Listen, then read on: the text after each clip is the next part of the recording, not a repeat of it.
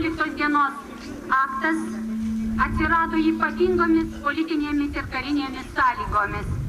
Pagrindinės imperialistinės jėgos, kurios pretendavo į Lietuvą kaip į nuosavybę, atvirai varžėsi tarpusavyje ir buvo sąlygiškai silpnos, o Rusijos imperija buvo žlugusi. Vakaruose ir rytuose paskelbtoji visų tautų apsisprendimo teisė atitiko lietuvių tautos išpuolstelėtam siekiui. Laikas nesugrąžinamas ir anų laikų sąlygos negalėjo kartotis, niekada nepasikartojo.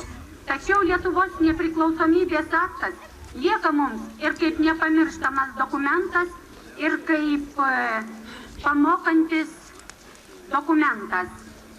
Vienas jauniausių to akto signatarų, diplomatas ir istorikas Petras Klimas, rašė gyvenimo pabaigoje savo prisiminimuose.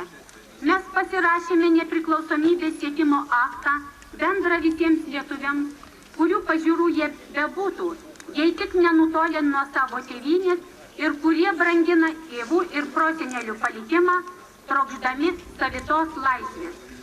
To pagrindinio akto tekstas, kurį mes nustatėme solidarumo vedami, skiriasi nuo visų lygi tol aplinkybių sužalotų pareiškimų. Jis buvo trumpas ir griežtai principinis, taip tariant, amžinas, prieš kurį gali reikštis tik atviri ir užsimaskavę priešai.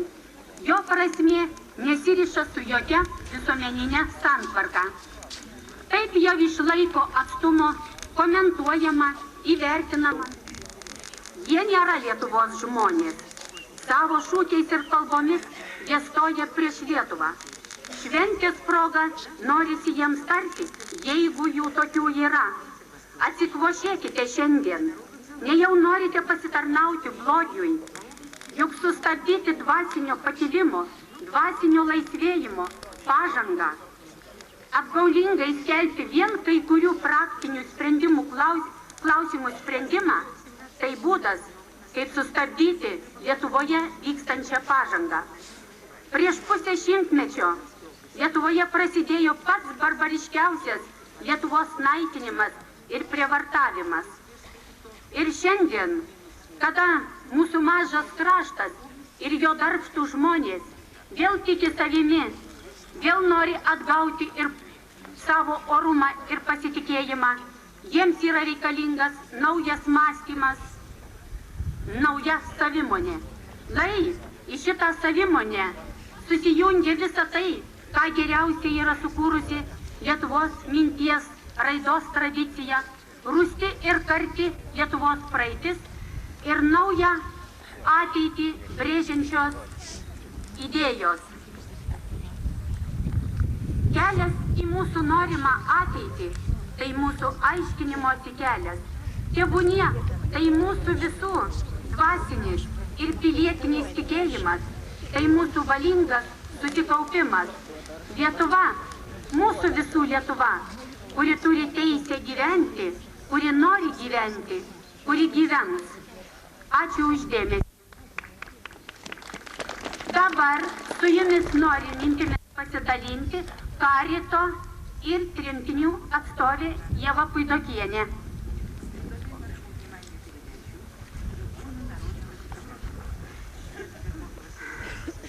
Mane jaunutė Sibiro gniaužtai išmokino sunkiausius vyriškus darbus, kirst mišką, genėti šakas, štebeliuoti ir plukdyti, tačiau neišmokė laisvai kalbėti, tada atleiskit man, aš skaitysiu.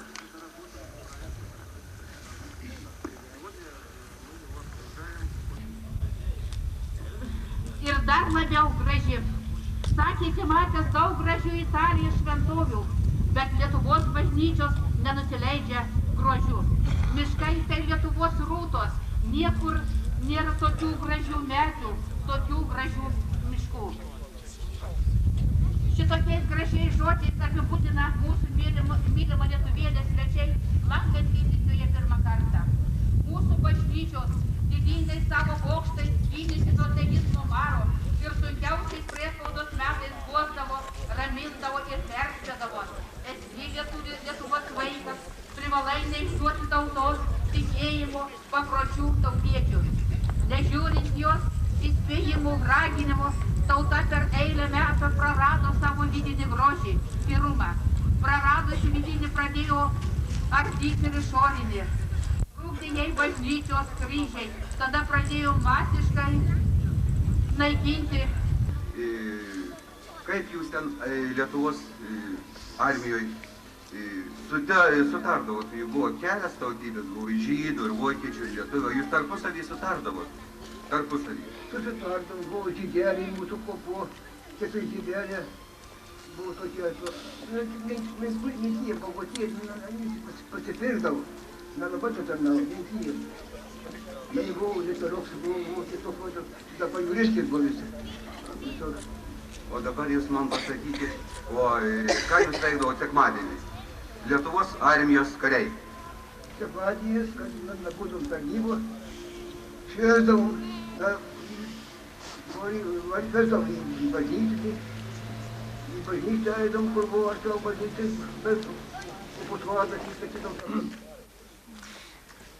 Vyrai prie jūros į platų pasaulį, kur Nemunas teka krantais, kur bangos garuoja auksinę saulutę, kur dainos seselės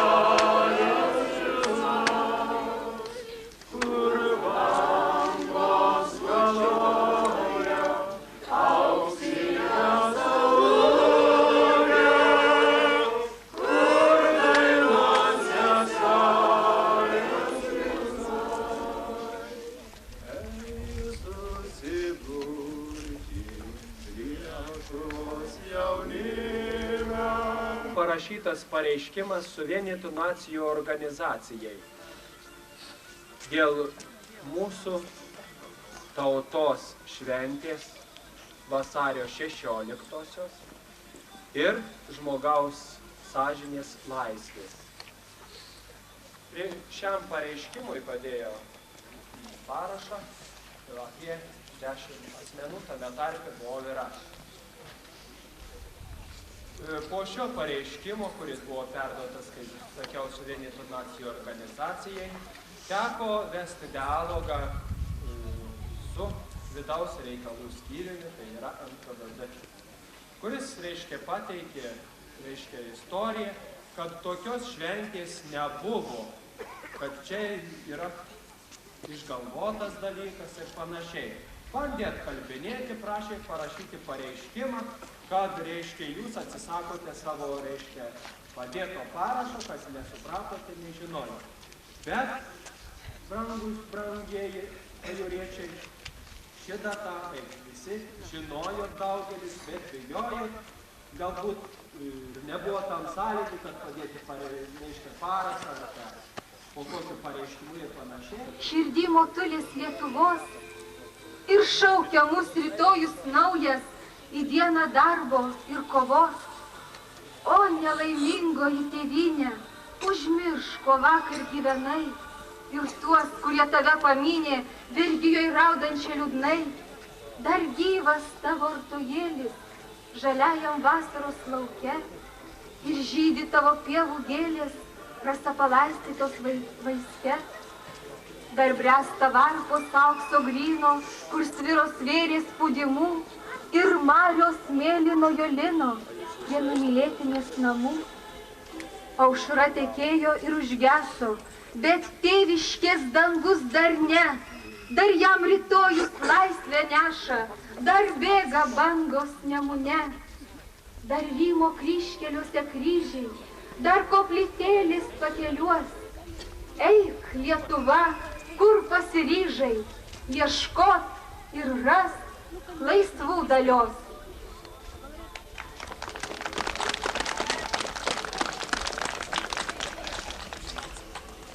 Kalbės Saradavičius Stasys.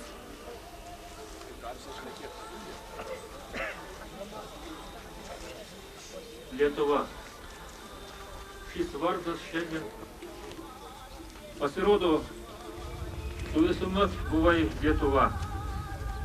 Tik tavo šventą vardą dergė svetimi priedėliai. O dabar tu tampi tokia paprasta, aiški ir visiems suprantama. Taip gražiai susilpusi viename žodyje. Lietuva čia, po mano ir tavo kojomis. Atsistokime tvirtai.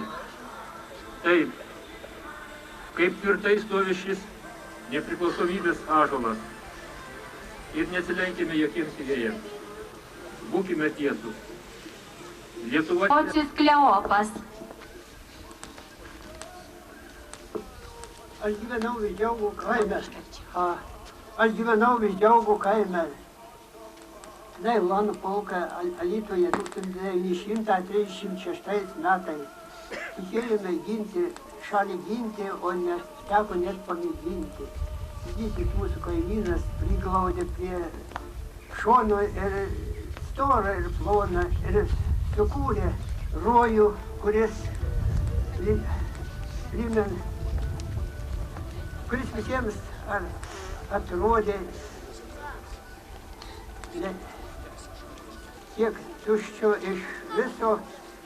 Aš šiaurės ašigalyje 8 metus buvau ir mačiau visas rojaus paslaptis. Man rodos, nuotaikos nepagadinsiu, jeigu tą rojų pragaru pavadinsiu. Aš partokratinį šeiką dar pasakysiu tokį įsiminimo kažką.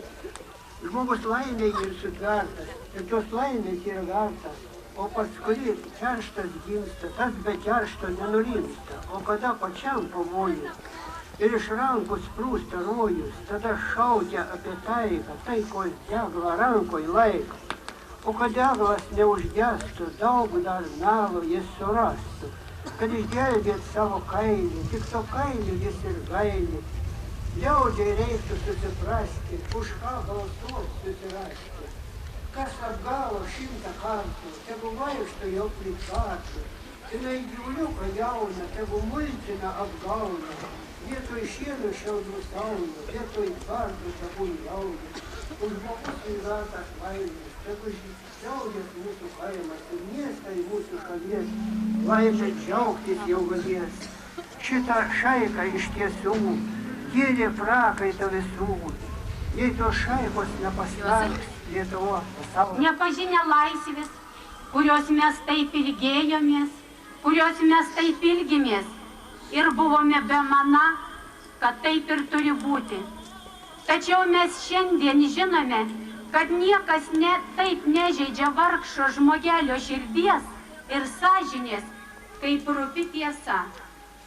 Kada šiandien mums visiems plačiau atsivėrė burnos tiesos sakymui ir kada mes baigėme įveikti aklą, paklusnumą arba baimės jausmą, tiesos sakymas šiandien mums tapo vienu iš pagrindinių dalykų.